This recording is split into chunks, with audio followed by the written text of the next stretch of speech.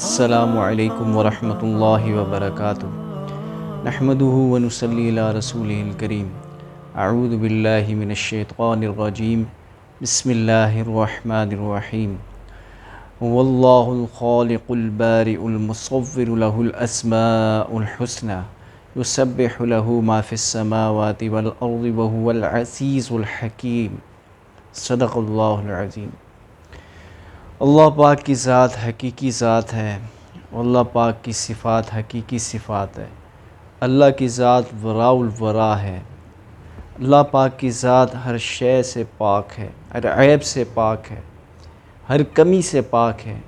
ہمارے اندر ہزاروں کمیاں آئیں لیکن اللہ کی ذات ہر عیب سے، ہر کمی سے، ذرہ برابر بھی کمی نہیں میرے رب کے اندر۔ وہ ایسی ذات ہے کہ جس نے ساری کائنات کو عدم سے وجود بخشا۔ اللہ کو پہچاننے کے لیے میرے محترم دوستو، قرآن کے واقعات کو پڑھنا اور سمجھنا ضروری ہے۔ قرآن کے اندر جو واقعات میرے رب نے بیان کی ہیں وہ میرے اور آپ کے لیے ہیں، میرے اور آپ کے ایمان کو بڑھانے کے لیے ہیں، کہ میرا اور آپ کا ایمان کیسے بڑھ جائے، کیسے اللہ کی ذات پہ ایمان اور یقین مضبوط ہو جائے۔ تو حضرت مریم علیہ السلام کا واقعہ ہے کہ ایک دم اچانک حضرت مریم علیہ السلام کے سامنے حضرت جبرائیل علیہ السلام تشریف لے آئے۔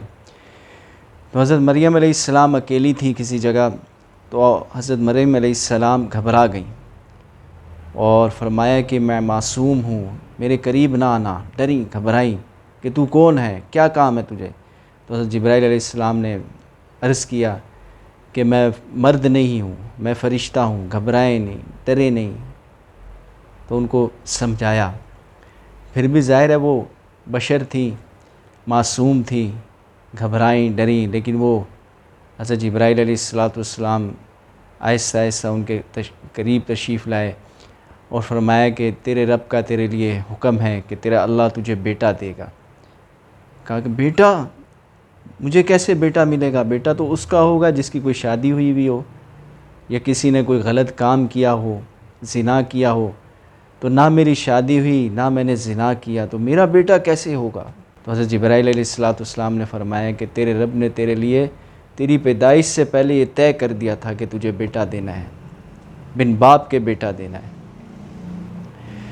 تو حضرت جبرائیل علیہ السلام قریب لائے، جسم کو ہاتھ نہیں لگایا بلکہ یہ بازو کا یہ سرا پکڑا اور اس کے اندر پھونک ماری ہے۔ اب بتائیں بچے سے پھونک کا کیا تعلق ہے؟ لیکن اللہ پاک کی ذات قدرت والی ذات ہے۔ فرمایا کہ جب حضرت جبرائیل علیہ السلام نے اس کے اندر پھونک ماری تو 9 مہینے کا بچہ تیار، حمل نہیں ٹھہرا، فَحَمَلَتْهُ فَانْتَبَذَتْ، 9 مہینے کا حمل تیار، بچہ تیار 9 مہینے کا۔ تو حضرت مریم علیہ السلام بھاگی، آیت کے اندر آتا ہے جس کا مفہوم ہے کہ حضرت مریم علیہ السلام بھاگی اور اسی وقت بچہ پیدا ہو گیا۔ اب جب بچہ پیدا ہوا تو حضرت مریم علیہ السلام گھبرائیں اور کہا کہ میں لوگوں کو کیا جواب دوں گی، میں شہر میں کیسے جاؤں گی، کیسے لوگوں کو سمجھاؤں گی؟ آج کل کوئی کسی کی بات مانتا ہے؟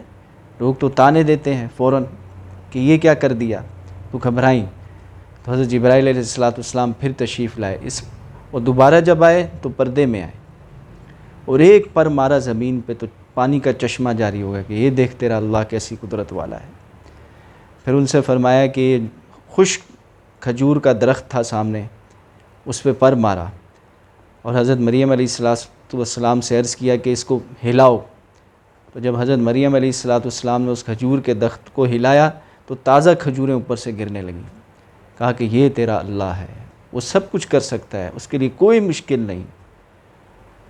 اب حضرت مریم علیہ السلام جب بچے کو لے کے شہر جانے لگیں، حضرت جبرائیل علیہ السلام نے تسلی دی کہ گھبرانے کی بات نہیں، جب وہ پوچھیں گے تو بچے کی طرف اشارہ کر دینا، آپ نے کچھ نہیں بولنا، صرف بچے کی طرف اشارہ کرنا ہے۔ حضرت مریم علیہ السلام جب شہر میں پہنچی، لوگوں نے دیکھا کہ ہاتھ میں بچہ ہے، وہ لوگ سارے شروع ہو گئے کہ اے مریم یہ کیا کیا تو نے، یہ کہاں سے آ گیا بچہ؟ نہ تیری شادی ہوئی، تیرے بھائی حضرت ہارون علیہ السلام پاک ہیں، تیرے باپ جو ہیں حضرت زکریا علیہ السلام وہ بھی پاک ہیں، یہ تو نے کیا کیا؟ تو حضرت مریم علیہ السلام نے یوں انگلی جو ہے اپنے ہونٹوں پہ یوں رکھی اور حضرت عیسیٰ علیہ السلام کی طرف اشارہ کر دیا کہ میرا روزہ ہے، ان سے بات کرو، میرا روزہ ہے، ان سے بات کرو۔ اب لوگوں نے کہا کہ اے مریم، تجھے تو اپنا گناہ بھی نہیں چھپانا آتا، تو یہ کہتی کہ میرا چھپ کے میرے والد نے نکاح کرا دیا تھا، یہ کہتی تجھے تو اپنا گناہ بھی نہیں چھپانا آتا۔ بہرحال ایک دم جو ہے وہ حضرت عیسیٰ علیہ السلام کی آواز گونجی، قال انی عبد اللہ۔ وہ کہتے ہیں کہ آواز یہ میری آواز سے کئی گنا زیادہ اونچی تھی، گونجی کہ میں اللہ کا بندہ ہوں، آتانی الکتاب، اور میں کتاب لاؤں گا، وجعلنی نبیا، اور میں نبی ہوں، واوصانی بالصلاۃ والزکاۃ ما دمت حیا، اور میں نماز کا حکم لایا اور میں زکوٰۃ کا حکم لایا، وبرا بوالدتی، اور میں ماں کا فرما بردار ہوں، ولم یجعلنی جبارا شقیا، اور میں ظالم نہیں ہوں، نہ ہی میں بدبخت ہوں، والسلام علی یوم ولدت ویوم اموت ویوم ابعث حیا، اور میں سلامتی والا ہوں پیدا ہونے کے دن، مرنے کے دن، دوبارہ کھڑے ہونے کے دن۔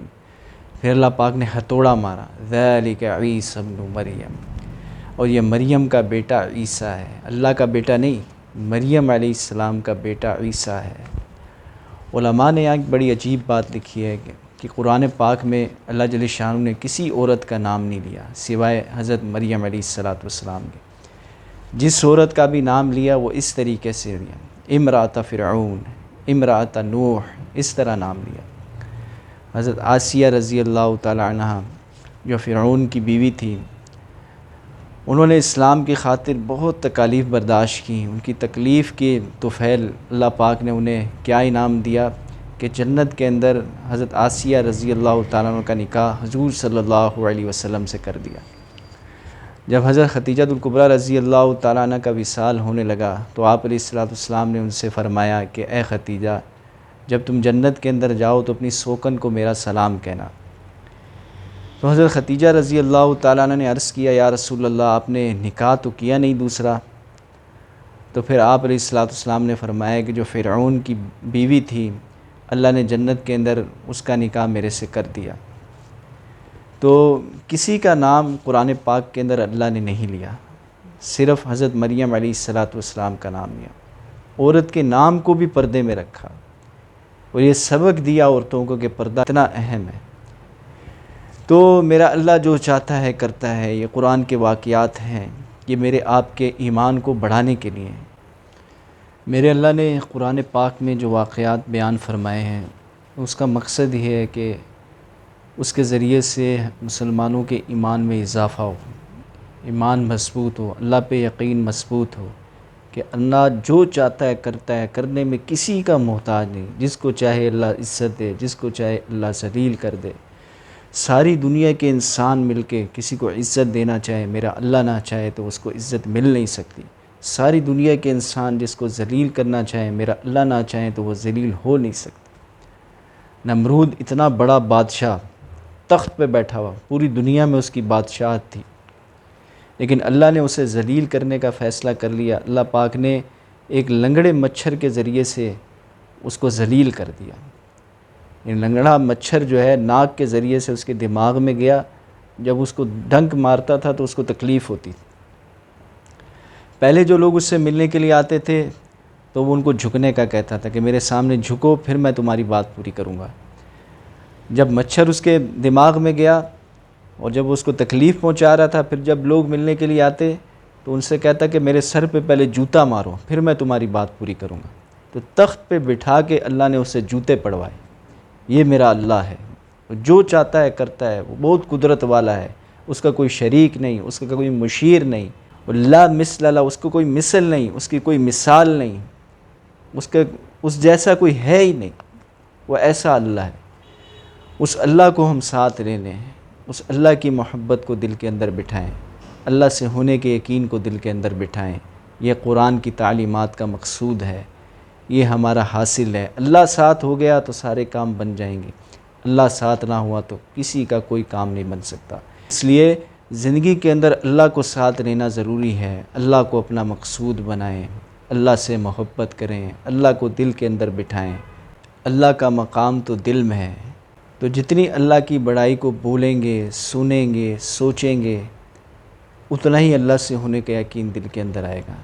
اللہ پاک ہم سب کو اپنی محبت نصیب فرمائے، اپنا تعلق نصیب فرمائے۔ السلام علیکم ورحمۃ اللہ وبرکاتہ۔